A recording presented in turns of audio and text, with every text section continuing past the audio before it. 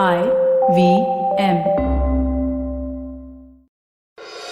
नमस्कार, प्रोबेशन से प्रमोशन तक पॉडकास्ट में आपका फिर से स्वागत है। दोस्तों, इस पॉडकास्ट में हम वास्तविक कठिनाइयों और वास्तविक सच्चाइयों की बात करते हैं जो आपके करियर से रिलेटेड हैं, आपके पर्सनालिटी डेवलपमेंट से रिलेटेड हैं और आपकी ग्रोथ से रिलेटेड हैं। मेरा नाम है अभिनव त्रिवेदी। पेशे से मैं एक बिजनेस जर्नलिस्ट हूं, एक एंटरप्रेन्योर भी हूं और इस पॉडकास्ट में मैं बात करूंगा आपकी पर्सनालिटी से रिलेटेड वास्तविक कठिनाइयों और वास्तविक चैलेंजेस की। और दोस्तों, आज का विषय है हाउ टू हैंडल फेलियर। असफलता से कैसे डील करें।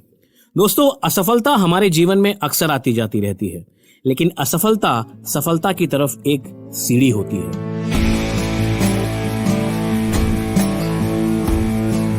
विजय शेखर शर्मा का नाम तो आप सबने सुना होगा। पेटीएम पान वाले से लेकर कंपनी के सीईओज तक के फोन में इंस्टॉल्ड है आजकल।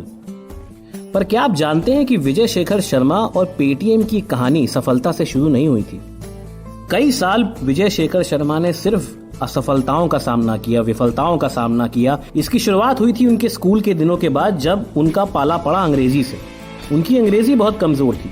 भाई अलीगढ़ से आया हुआ लड़का, हिंदी मीडियम स्कूल में पढ़ा हुआ। उन्होंने अपनी अंग्रेजी पे काम किया। स्कूल से निकलने के बाद दोस्तों से किताबें उधार लेकर के उन्होंने पढ़ाई करी और अपनी अंग्रेजी को इतना सक्षम बना लिया जैसे तैसे कि वो एक एंट्रेंस एग्जाम क्रैक कर पाए इंजीनियरिंग का। 94 में दिल्ली कॉलेज ऑफ इंजीनियरिंग में विजय शेखर शर्मा ने एडमिशन लिया और वहां पे एडमिशन लेने के बाद भी उनका अंग्रेजी का जो प्रकोप था, जो अंग्रेजी का डर था, वो गया नहीं, लेकिन उनका हौसला नहीं टूटा। कॉलेज से निकलने के बाद सन 2000 में 197 कम्युनिकेशंस नाम की एक कंपनी उन्होंने चालू करी। ये वो टाइम था जब मोबाइल इंटरनेट तो बहुत दूर की बात है, लोग इंटरनेट भी नहीं समझते थे। आपको जान के हैरानी होगी कि आजकल विजय शेखर शर्मा और पेटीएम की सिर्फ फंडिंग की बात होती है। उन्होंने इतना फंड उठाया, इतनी वैल्यूएशन हो गई कंपनी की। लेकिन आपको ये जान के हैरानी होगी देवियों और सज्जनों कि पहले 7 साल तक विजय शेखर शर्मा ने कोई भी एक्सटर्नल फंडिंग नहीं उठाई थी। कंपनी चलाने के लिए उन्होंने लोन लिए, न सिर्फ अपने दोस्तों से, अपने रिश्तेदारों से, बल्कि जान पहचान वालों से। कई दिन ऐसे गए जो सिर्फ चाय पे गुजारा हुआ करता था। 2014 के बाद पेटीएम का नाम लोगों के जहन पे आना शुरू किया। मतलब आप खुद समझिए, 2000 से 2014 या 15 तक विजय शेखर शर्मा ने कैसे अपनी कंपनी चलाई। क्या उनको असफलताओं का सामना नहीं करना पड़ा होगा? क्या वो जब इन्वेस्टर्स के पास पिच करने जाते थे, क्या उनको रिजेक्शन नहीं फेस करना पड़ा होगा? पर आज का एपिसोड देवी और सज्जनों विजय शेखर शर्मा की उस गुण के बारे में है जिन्होंने आज उनको इस मुकाम तक पहुंचाया है।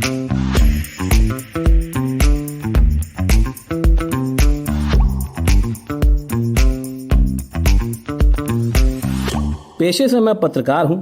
मैं और मेरी टीम दिन भर कई तरह के लोगों से मिलते हैं। कुछ सीईओज होते हैं, कुछ चेयरमैन होते हैं, स्पोर्ट्स स्टार, फिल्म स्टार वगैरह वगैरह। एक पत्रकार की जिंदगी में कई लोगों से मिलने का सौभाग्य उसको मिलता है। और देवी और सज्जनों, अपने तजुर्बे से मैं आपको बता रहा हूं कि एक कॉमन चीज जो आपको हर सक्सेसफुल इंसान में आज दिखेगी, चाहे वो औरत हो या मर्द हो, वो एक ही बात बोलेगा कि failure is always a stepping stone towards success. यानी कि सफलता पाने के लिए फेलियर की सीढ़ियां होती हैं। फेलियर से हमको डरना नहीं चाहिए।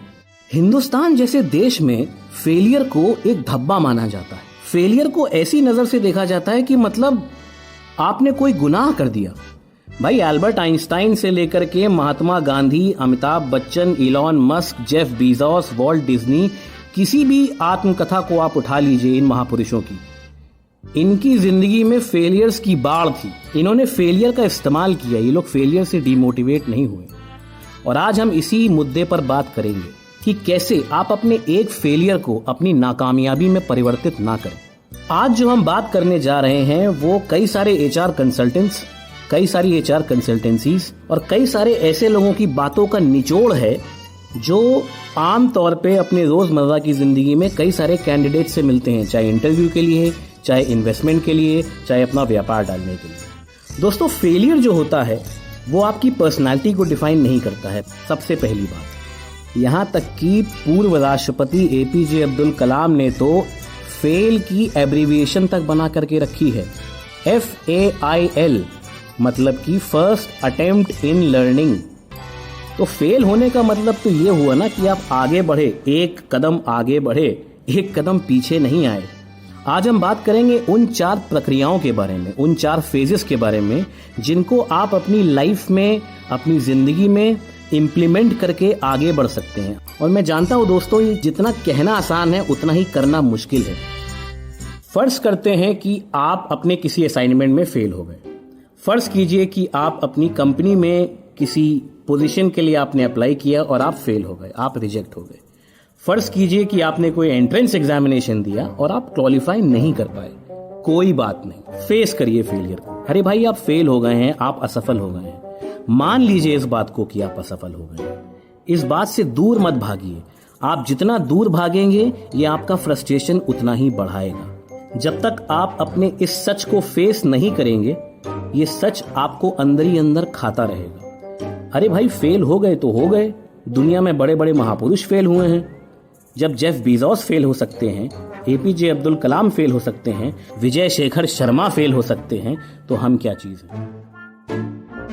अब एक्सेप्ट करने का मतलब ये नहीं कि आप अपने माथे पर टैग लगा लें फेल का। आप ये एनालाइज कीजिए, आप ये कोशिश करिए ढूंढने की कि आप फेल क्यों हुए हैं। और इसके लिए दोस्तों आपको अपने साथ पूरी तरीके से ऑनेस्ट होना पड़ेगा। एक कमरे में बंद करके लिखिए कि आप अगर फेल हुए हैं, अगर आपका ये अटेम्प्ट सक्सेसफुल नहीं हुआ है तो क्यों नहीं हुआ है। क्या आप ज्यादा मेहनत कर सकते थे? क्या आप अपनी स्किल सेट बढ़ा सकते थे? क्या आप जिस जॉब इंटरव्यू से रिजेक्ट हुए हैं, क्या आप कंपनी के बारे में ज्यादा मालूमात कर सकते थे? क्या आप अपनी कम्युनिकेशन स्किल पे ज्यादा काम कर सकते थे? क्या आप और लोगों से राय ले सकते थे? वो कौन कौन सी चीजें हैं जो आपने नहीं करी? अपने ईगो को हटा करके एकदम ऑनेस्ट होकर के एक्सेप्ट कीजिए कि आप फेल क्यों हुए, उसकी वजह जानिए। और मजे की बात यह है दोस्तों कि जब आप अपने आप के साथ एकदम ऑनेस्ट होकर के, एकदम ईमानदार होकर के पूछेंगे कि आप फेल क्यों हुए, अंदर से आपको खुद ब खुद जवाब आएगा। अब आपने फेस कर लिया है और एक्सेप्ट कर लिया है कि आप फेल हुए थे और क्यों फेल हुए थे, आपको वजह पता लग गई। अब इसके बाद आपको इम्प्रोवाइज करना है। इम्प्रोवाइज का मतलब क्या होता है? आपने अपनी गलतियां पहचान ली, अब एक एक गलती पर एक एक करके काम करना शुरू कीजिए। और ये बड़ा ही डिटेल्ड और लंबा प्रोसेस हो सकता है दोस्तों। ये नहीं है कि आपने आज जाना और कल आप अपने फेलियर पे, आप अपनी कमियों पे काबू पा गए। देखिए, एक्सक्यूज तमाम मिलेंगे, लेकिन आपको तय करना है कि आपको एक कहानी बनानी है या एक्सक्यूज बनाना है। जब आप अपनी कमियों पे काम करना शुरू करेंगे तो चमत्कार अपने आप आपको धीमे धीमे दिखने शुरू हो जाएंगे। जो एंट्रेंस एग्जाम आपसे कल क्रैक नहीं हो रहा था, धीमे धीमे आपको समझ में आने लगेगा कि वो क्रैक कैसे होगा। जो इंटरव्यू आपसे कल क्रैक नहीं हो रहा था, जिसकी वजह से आप मायूस होकर के बैठ गए थे, धीमे धीमे आपका कॉन्फिडेंस बढ़ने लग जाएगा। मजे की बात यह है दोस्तों कि जब जब आप अपनी कमियों पे काम करते हैं, आपके अंदर वो कॉन्फिडेंस आता है जिसका कोई तोड़ नहीं है। आपका ये कॉन्फिडेंस आपसे कोई नहीं छीन सकता। अब आता है फाइनल स्टेप, ग्रो करने का। दोस्तों, आपने एक्सपीरियंस किया होगा और अपने दोस्तों में भी देखा होगा कि जो चीज आपको कल खुशी देती थी वो आज खुशी नहीं देती है। जिस कंपनी में आप प्लेसमेंट चाहते थे कॉलेज से, शायद आज आपको वो प्लेसमेंट बड़े आराम से मिल जाएगा। जिस सैलरी पे आप कल काम करना चाहते थे, शायद आज वो सैलरी आपको बड़े आराम से मिल जाएगी। लेकिन आपके खुशी के मायने बदल गए हैं, आपके सैटिस्फैक्शन के मायने बदल गए हैं। इसके लिए बहुत जरूरी है ये जानना कि आपकी जो मंजिल है, जो गोल है, वो आज का गोल है। कल का गोल कुछ और होगा, परसों का गोल कुछ और होगा। आपकी जिंदगी का जो लक्ष्य है वो कई सारे छोटे छोटे लक्ष्यों से बनेगा। तो जब आप अपनी कमियों पे काम करेंगे, एक कमी पे काम करके एक लक्ष्य की प्राप्ति होगी। फेलियर से डील करने का सबसे बड़ा तरीका है एक्शन। आप फेल होने से डरेंगे नहीं। तो दोस्तों, फेलियर को फेस करना, फेलियर की वजह को एक्सेप्ट करना, उन वजहों पे इम्प्रोवाइज करना और उस इम्प्रोवाइजेशन से निकल करके अपनी लाइफ का एक पर्पस ढूंढना। जब आप इन 4 समीकरणों को अपनाएंगे तब आपको पता लगेगा कि आप कितने पानी में हैं। वैसी ही दिशा आप अपनी तैराकी को देंगे। अगर आपको ये पॉडकास्ट पसंद आया हो तो प्लीज इसे लाइक, शेयर और सब्सक्राइब करें। अगर आपका कोई मित्र है, कोई सगा संबंधी है या फिर कोई जानने वाला है जिसके लिए आपको लगता है कि उसे ऐसे पॉडकास्ट की जरूरत है, या फिर वो भी किसी असफलता से हताश होकर के बैठ गया है, तो कृपया करके उस तक ये पॉडकास्ट जरूर पहुंचाएं, उसकी भी तरक्की में भागीदार बने। नमस्कार, शब बखैर। Hey everybody, it's been another great week on the IVM Podcast Network. On Raw and Organic, Kunal is joined by Divyanka Bedi, aka Gigi. She's the owner of a fitness studio called The Space in Mumbai. They discuss how the pandemic changed everything and how to start building a community. One of our favorite shows, The Habit Show, completes 3 years and 600 episodes. Congratulations to Ashton and the rest of his team. Good habits lead to consistency. Ashton clearly has them. 3 years and 600 episodes is an amazing achievement. In the world of Simplified, Chuck, Naren, Shriketh, and Tony try to find out how distressing it is for billionaires to be taxed on their income. On All Things Policy, the Takshashila folk unpack the findings of the National Family Health Survey. And on Paisa Vaisa, Anupam talks to Preeti Khurana. She's the Director of Advocacy and Regulation at Clear, and they discuss filing your income tax return. Do follow us on social media. We're IVM Podcast on Twitter, Facebook, Instagram, and LinkedIn. And also do check out our YouTube channels. We have a number of them. You can get them on ivmpodcast.com/YouTube. And remember, if you're enjoying this show, or any of our other shows for that matter, please do tell a friend. It really does help us spread the word. And finally, we'd like to thank our sponsors for the network this week: Cred, Bank of Baroda, CoinSwitch, Kuber, Intel, and Oxfam India. Thank you so much for making this possible. सफर, रास्ते, मंजिल और मुकाम अक्सर ये हमसे कुछ कहना चाहते हैं, पर हम हैं कि अपनी रोजमर्रा की जिंदगी में इन्हें सुनने से कतराते हैं। नमस्ते दोस्तों, मेरा नाम है केशव चतुर्वेदी और मैं आपको ले चलूंगा कुछ ऐसे सफर पर जहां आपको एक नया नजरिया मिलेगा सफर और मंजिलों को देखने का। आइए इन किस्से कहानियों में डूब जाएं। हर मंगलवार और शुक्रवार